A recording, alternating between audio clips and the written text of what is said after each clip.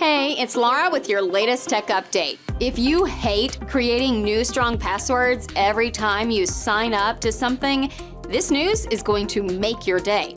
Microsoft, Apple, and Google have joined forces in a mission to kill the password for good. 81% of all data breaches are down to weak or stolen passwords, so instead, they want to use something called a PassKey.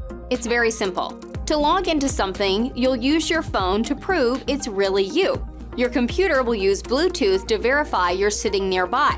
Because Bluetooth only works a short distance, this should stop many phishing scams. Then it'll send a verification message to your phone.